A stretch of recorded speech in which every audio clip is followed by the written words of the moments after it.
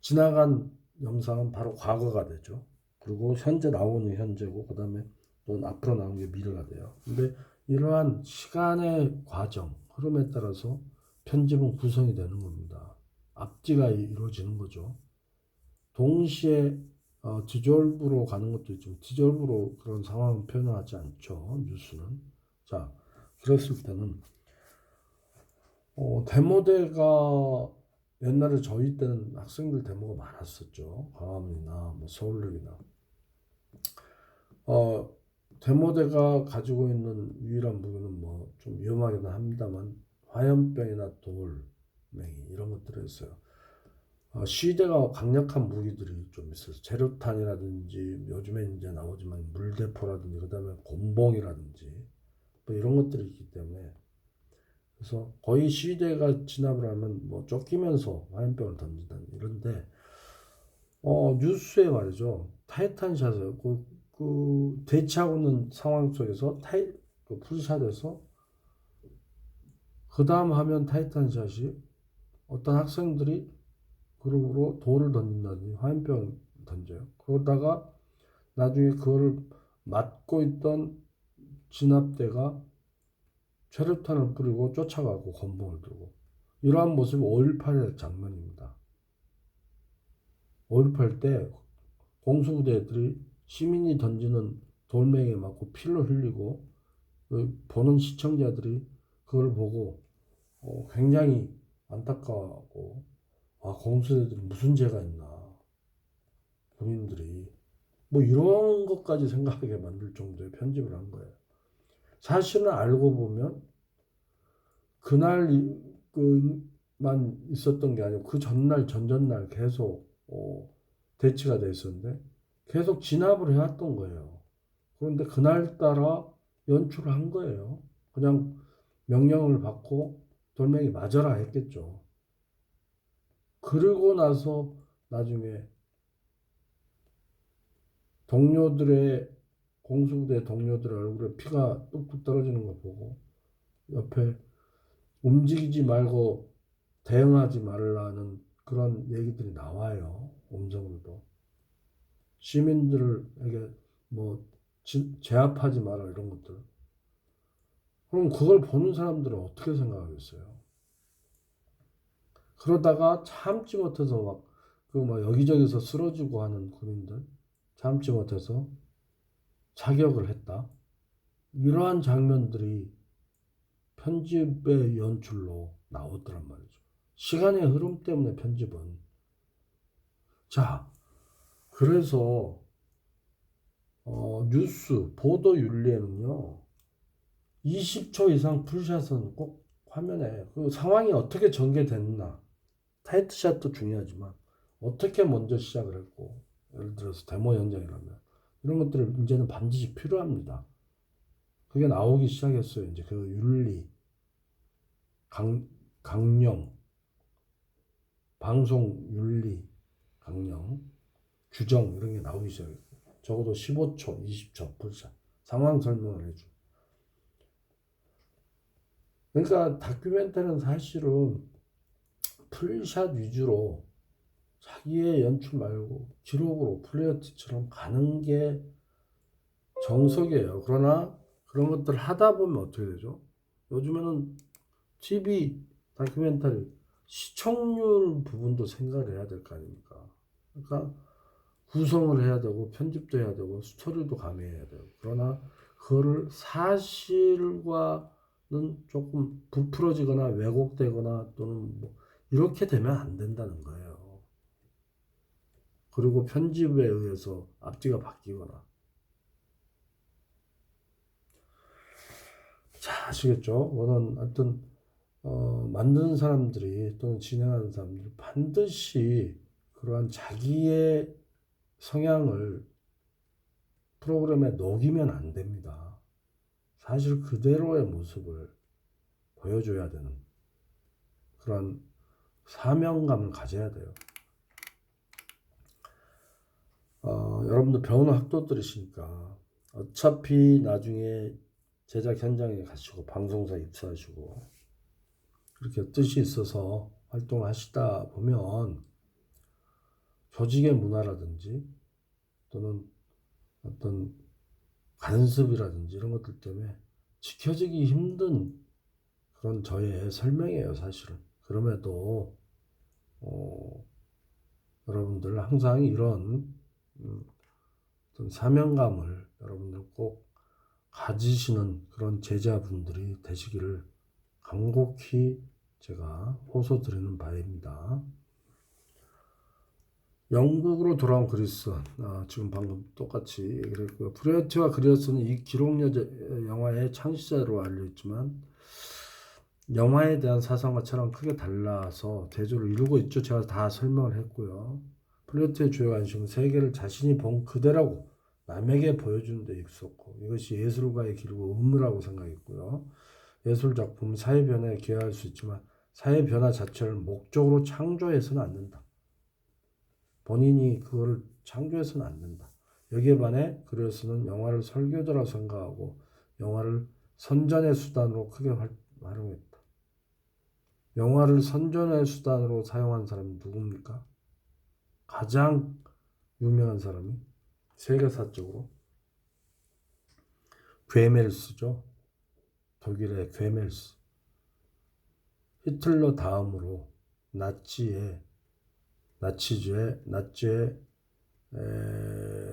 2인자였던 이 사람이 가장 잘하는 게 홍보, 그 다음에 광고였는데 말하자면 선동입니다. 선동.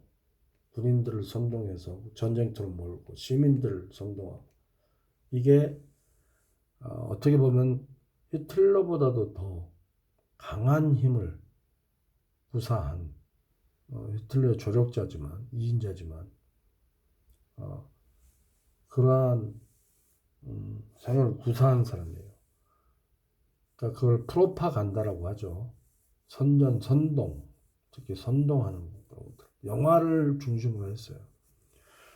그는 영화를 통해 대중을 교육시키고 사회제도를 개선하며 민주주의의 이상을 실현하고자 하였고 그의 목표는 언제나 사회적, 경제적, 정치적이었습니다. 거기에 이제 NHK 실크로드라든지 이게 마오쩌둥, 모택동과 닉슨의 어떤 빙펑 외교로서 중국의 장막이 걷어지면서요. 그때는 이제 중공이라고 했죠. 중국 공산당.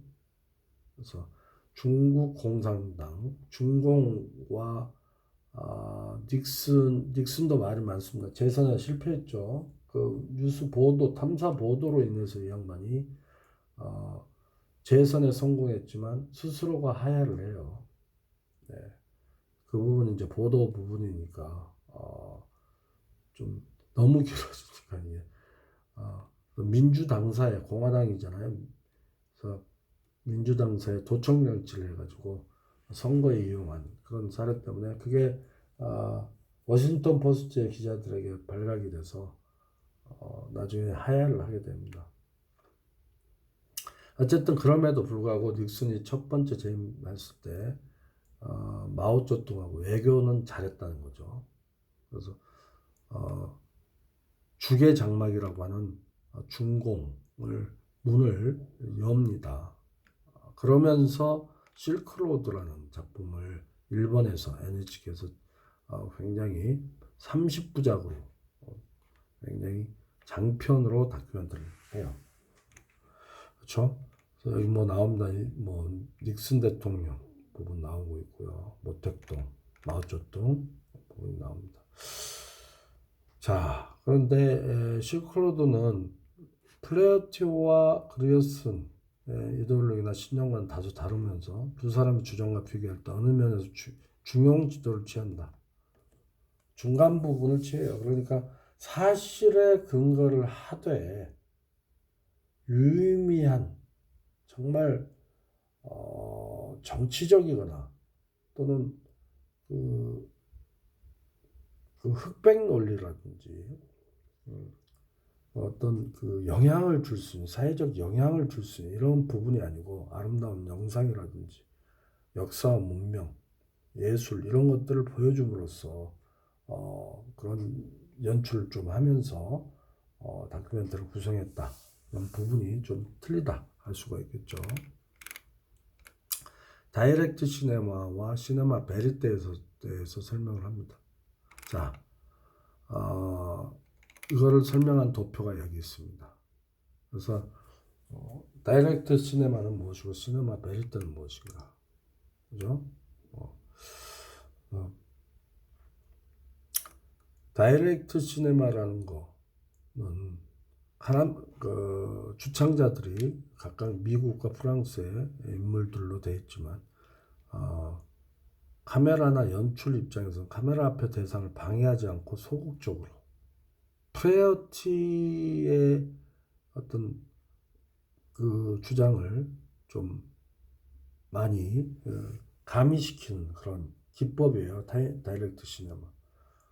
그러니까 프레어티로 시작되는 그러한 그 역사적 흐름은 다이렉트 시네마라고 볼 수가 있어요. 촬영 현장에서 조명이라든 촬영 장비를 일부러 특수 촬영한다는 이런 걸 거부하고 방관적이고 관찰적 기다리는 거, 비공개적이고 다소 장기적으로 하는 것들이고요. 그다음에 그리어슨의 입장 쪽에서 특정 수단을 수동적으로 기다리는 대신 그 순간 예상하고 자극을 시켜서 그런 상황을 연출한다든지 선동자적 역할, 촉발하고 공개적이고 의도적이고 단축적 가능을 하고 있다. 편집을 통해서.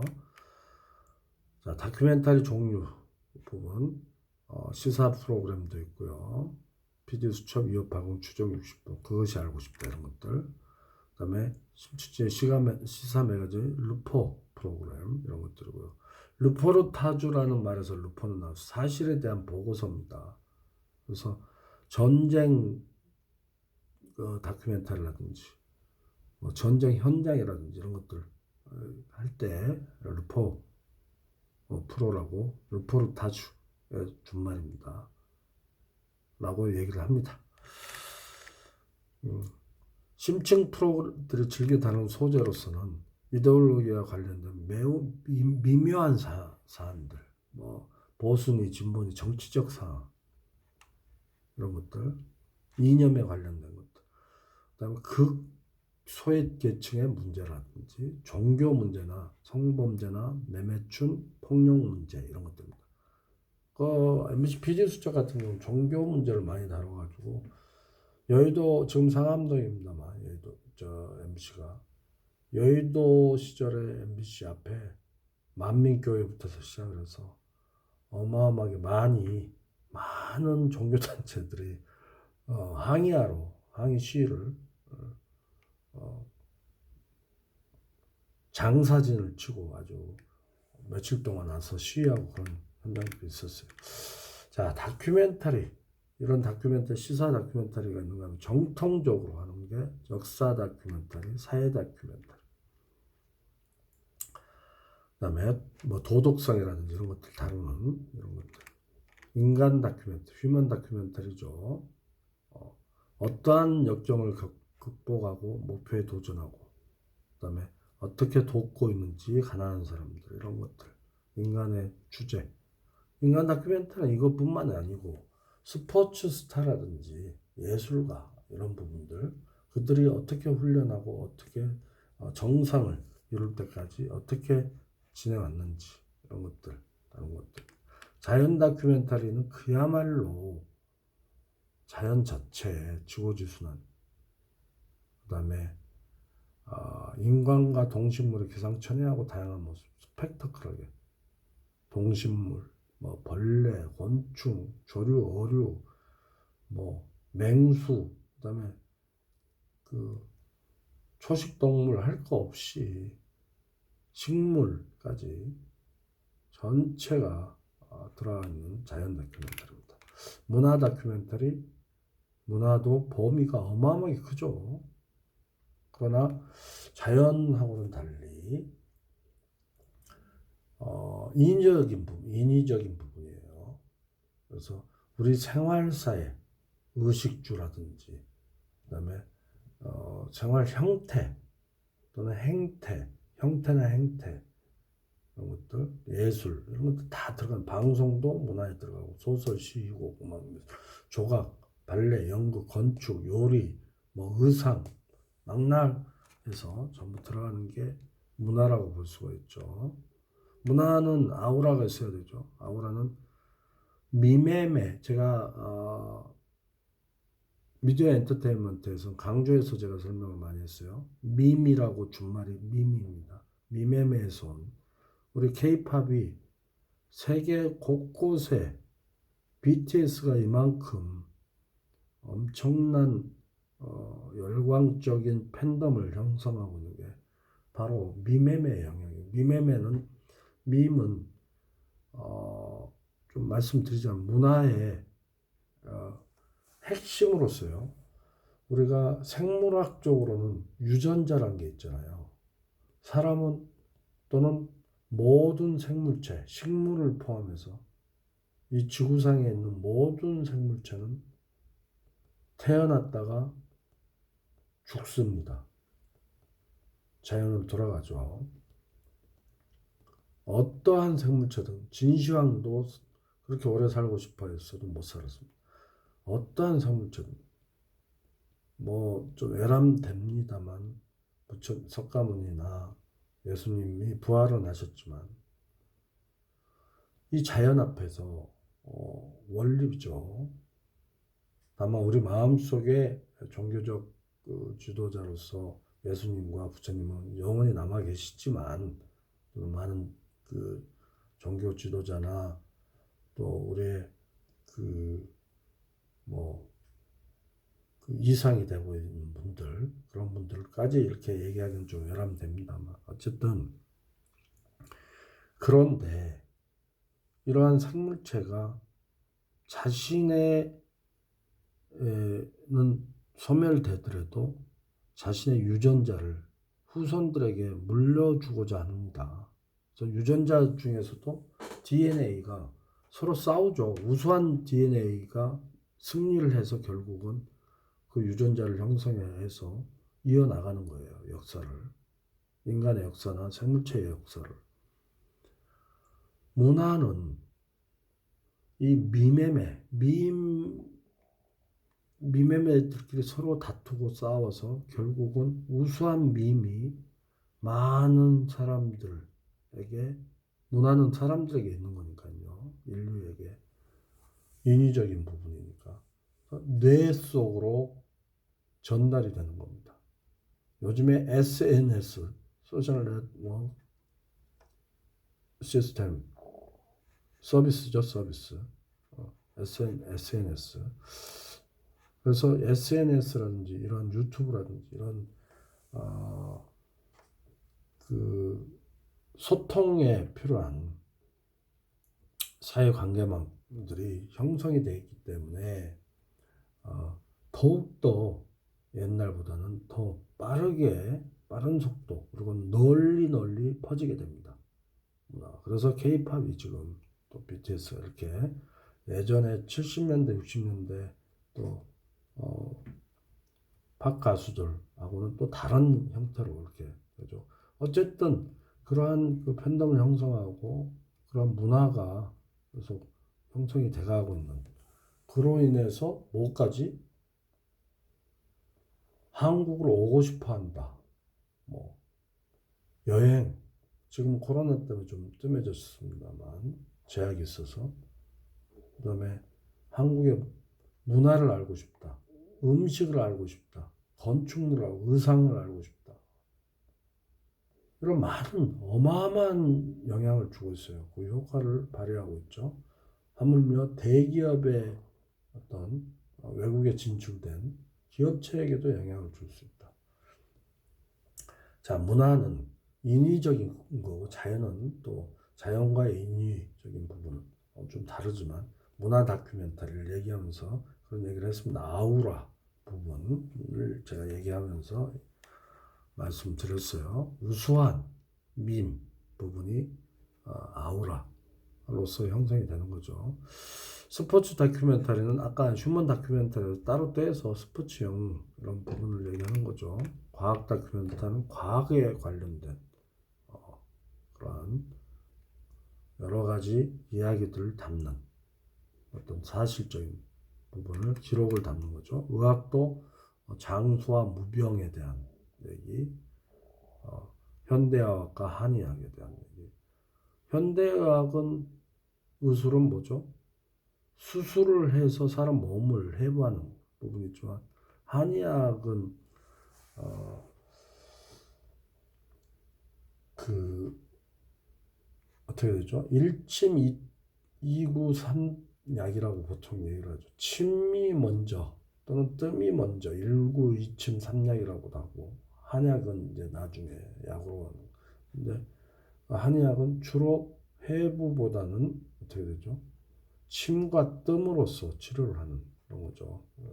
현대 양의학은 주로 특징이 뭐죠?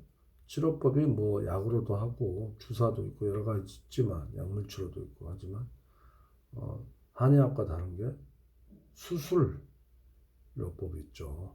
그래서 그 부분이 좀 다르다. 그런 부분에 대한 다큐멘터리, 탐험, 또 여행, 기행 이런 것들 부분에 대한 뭐 특집 방송국의 특집 창사기념 특집이라든지 이런 것들, 히말라야 등정이라든지 이런 것들, 엔터테인먼트 다큐멘터리도 있죠. 엔터테이너들의 얘기, 스타들의 어떤 숙명이고 꿈과 절망인 이런 것들, 그다음에 정상과 급전직하로 낙하하는 파국 이런 것들을 다루는 이런 것들이죠. 환경 다큐멘터리, environment라고 얘기를 할 수가 있죠. 환경, 공기, 물, 소음, 숲, 화학물질 또는 불량식품, 공해 이런 것들이죠. 플라스틱이라든지 또는 뭐 이런 것들을 다루는 고발 프로그램 특징이라고 볼 수가 있습니다. 자, 이러한